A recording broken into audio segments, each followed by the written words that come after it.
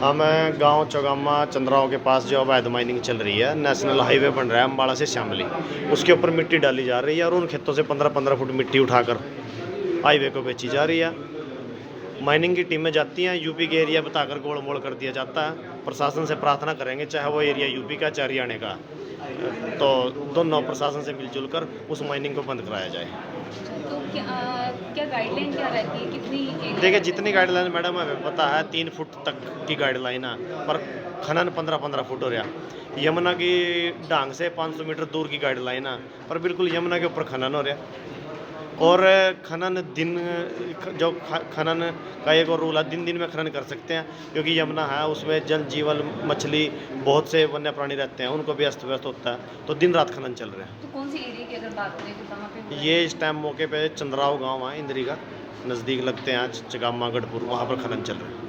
तो पहले कब कंप्लेंट दी आपने और कोई कार्रवाई? पहले 10 दिन पहले भी कंप्लेंट दी, माइनिंग मैडम को से भी संपर्क करने की कोशिश करी, कंप्लेंट भी भेजी, सीआईडी के माध्यम से भी कंप्लेंटें की हैं, टीम में आती हैं, गोल मोड़ किया जाता है, लेकिन कार्रवाई कुछ नहीं होती। कारण क्या समझते हैं आप? देखिए, कारण तो सबको पता, जब टीम में जाती हैं, उनकी टीम में जाने से पहले वहाँ से जेसीबी डंपर पॉपलाइन निकाल के दाएं बाएं खड़े कर दिए जाते हैं। या तो कब से चल रहा है अगर हम ये पिछले 3-4 महीने से चल रहे हैं। तो अधिकारी ने कोई जांच नहीं की इसकी?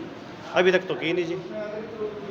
कल मंत्री आए थे, उन्होंने भी कहा था कि अगर ऐसा कुछ पाया जाता है तो उस पर कार्रवाई की जाएगी। कहते हैं, मंत्री जी को कहना चाहूँगा आपके चैनल के माध्यम से, मीडिया में नहीं बोल लो, आप मौके पे आओ, अपने अधिकारियों को मौके पे भेजो और साथ खड़े होकर कार्रवाई करो।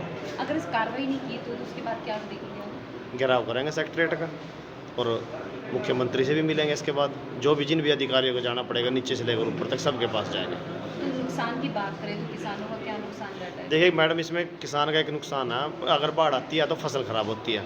अगर अवैध खनन होता है तो जितनी भी ज़मीन है, ट्यूबवेल हैं, डेरे डाणियाँ जितनी भी हैं, सब जमुना में समा जाएंगे। आपने देखा पिछले साल लालूपुरा में देखा, और जो नज़दीक लगते गाँव हैं उनको भी गिरने का खतरा रहता है। क्या नाम है आपका? मंजीत चौगामा। पिछले दफ़ा भी काफ़ी पानी आया था, लेकिन अब काफ़ी बजट आया, लेकिन उसके बावजूद काम वहाँ पर हो रहा है या नहीं हो रहा है? बजट तो देखो जी, पिछले बार मुख्यमंत्री डबकोली आया था, उन्होंने भी अपनी मांग रखी थी, क्योंकि हमारे गांव में कोई ठोकर कोई स्टड नहीं लग रहा, पर महकमे की तरफ से बजट कम होने की वजह से बोलकर टाल दिया गया।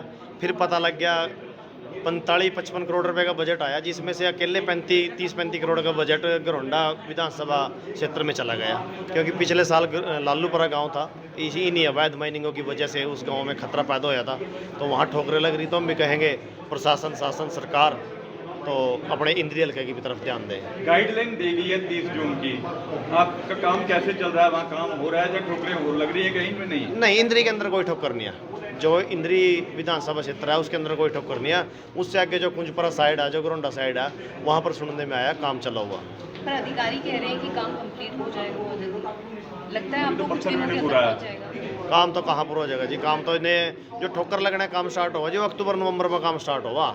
ये जुलाई आ जाएगी 1-2 दिन में, और 3 जुलाई से तो मानसून की बरसात स्टार्ट हुआ। आप खुद बताओ कैसे काम पूरा हो जाएगा? कौन से एरिया में भी कंप्लीट नहीं हुआ है काम, अगर हम बात करें बाढ़ को रोकने के लिए?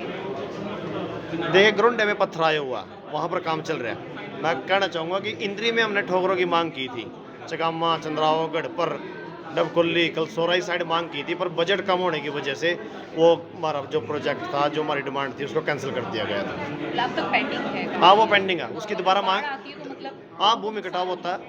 कल बादल भी फटा है किसानों को नुकसान हिमाचल में, और उसके साथ कहीं ऐसी शंका है कि भी दिक्कत आ सकती है जब ये काम ऐसे ही चलता रहा। यह तो जी सारी उम्र ये दिक्कत आ रही, जब ना रही 30-35 साल के तुम भी हो, कि पिछले साल भी आपने खुद कवरेज करी, 9 लाख क्यूसेक पानी आया, तो पानी में रहने वाले नुकसान है। पर अब एक नुकसान प्रकृति को हुआ और एक नुकसान जानबूझ को हुआ। अब जो अवैध माइनिंग करी जा रही है तो जानबूझ को रही ना, इसकी वजह से तो नुकसान होएगा, उसकी तो फिर खिलाफ खड़ा होना पड़ेगा। क्या नाम है आपका? मंजीत चौगामा।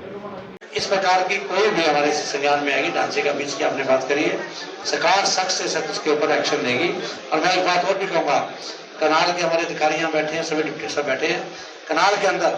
मैं चाहूँगा स्वच्छता को लेकर हम बहुत सीरियस है। कहीं भी मैं स्पेशल एक दिन और लगाने आऊँगा, कहीं भी मेरे स्वच्छता के तौर पर कहीं कोई फंसेगा, किसी प्रकार का कहेगा कि यहाँ पर सफाई व्यवस्था ठीक नहीं है, तो उसी टाइम मैं उस अधिकारी को सस्पेंड करके जाऊँगा। ये मैं आपके बीच में कह के जा रहा हूँ।